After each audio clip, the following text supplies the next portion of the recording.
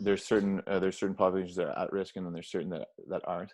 And a lot of people can't wrap their head around sort of why maybe we all need to stay inside if we're like less at risk. What are the major factors as to sort of why we might be all locked in our houses for the next little while? But yeah, I think they're still learning so much about this virus. It's all happening so quickly. I don't think anyone could have anticipated the way this tsunami has hit Europe, the way the tsunami is sort of hitting North America right now.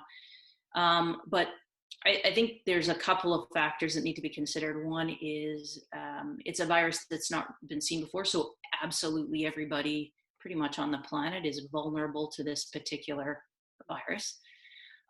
Certainly there's a population element that there's particularly children and young adults don't seem to be as affected. I don't know that they've determined exactly why that's the case.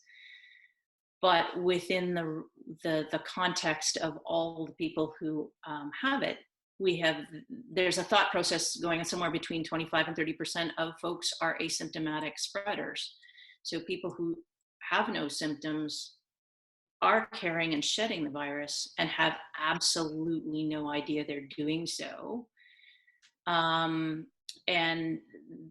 therefore, they are going around spreading to vulnerable populations without even realizing they're doing it. And I think that has been one of the complexities of this particular virus, because at the beginning, it was all about if you're symptomatic, if you have a fever, if you have a cough, if you've traveled, those are the risk factors. And other than that, you're not going to get tested. And more, there's this recognition that there's another layer to this that we didn't necessarily recognize as these asymptomatic spreaders. So keeping everyone inside today will have an effect 2 weeks down the road. That's the other important element of this, is most people think, well, nothing's changing, so why bother? But anything that we do today is not going to have an impact for 10 days to 2 weeks. That we have to assume that every single one of us is an asymptomatic shedder.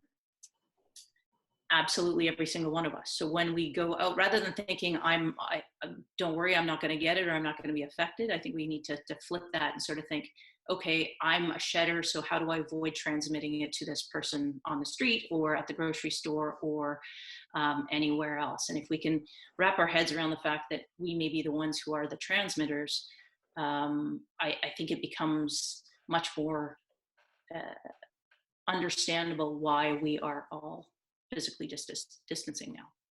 That's a good way of looking at it.